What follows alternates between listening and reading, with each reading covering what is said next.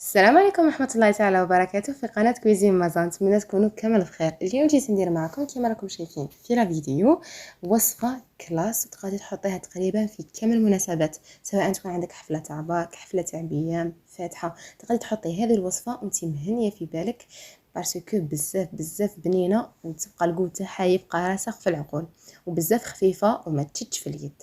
الوصفة تاع اليوم تستاهل التجربة. كما راكم شايفين راني شاهي فيكم باش تكملوا معايا الفيديو حتى لافان، صح الوصفه تستاهل التجربه كما قلت لكم. المهم ما طولش عليكم بزاف، ما عليا نقول لكم كملوا الفيديو حتى لافان باش تستفيدوا من كامل النصائح وتصدق لكم الوصفه. وما تنساوش ديروا جيم وابوني للقناه وتكتبوا كومونتير شباب كيفكم.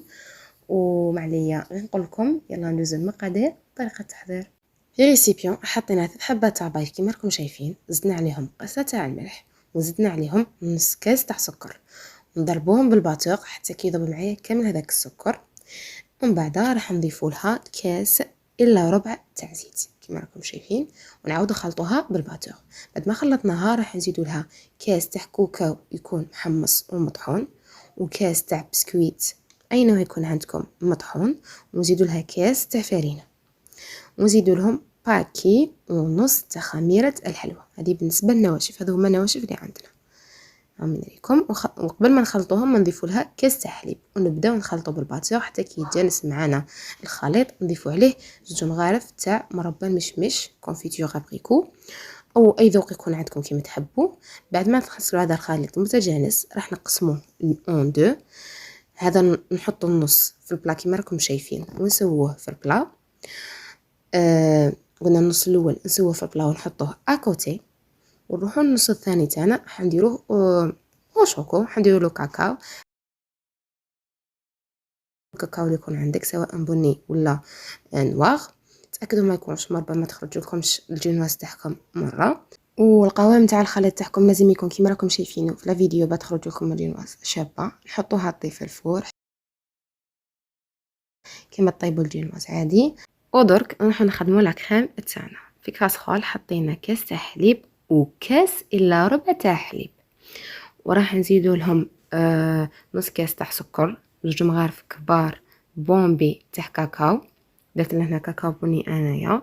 نزيدوا لها 2 مغارف كبار بومبي تاع مايزينا، ونخلطوهم كامل بلا فوي ونحطوهم في الغاز حتى كي يعقد معنا خليط كما راكم شايفين.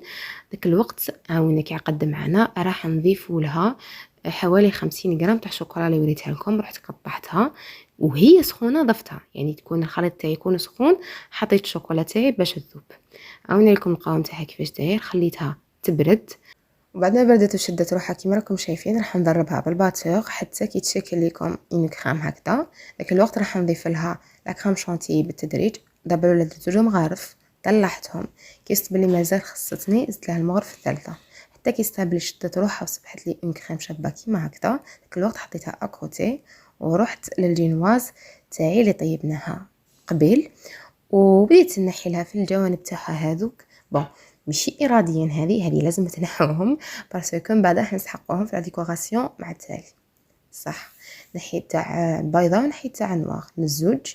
بعد ما نحينا الحواف وخليناها تكون كيما نقولوا حنا شابه في لا فورم تاعها، تبدا تخدمي في الباتيسري الاخر تاعك الكيك ديالك. تبداي تحطي الطبقه الاولى حطيت انا الفاني، زدت لا كريم سويتها كيما راكم شايفين، ومن بعد نضيفوا عليها الطبقه الثانيه. يعني عادي شغله كي تخدمي في اون باتيسري ولا اون كيك، يعني نورمال. وتقبلي كاع ما تشدكش ومش حتعييك وتخرج لك تقطع لك بزاف حبات وتجيك بنينه بليس دي سا بنينه. زيدوا لها الطبقه الثانيه. انا درت الفاني قبل باش شوكو، وانتم كيما تحبوا. بون في هذه المرحله كل وحده كيما تحب. تقدروا ديروا الشوكو قبل الفاني. المهم انا عطيتكم لا غوسيت وانتم ابديو.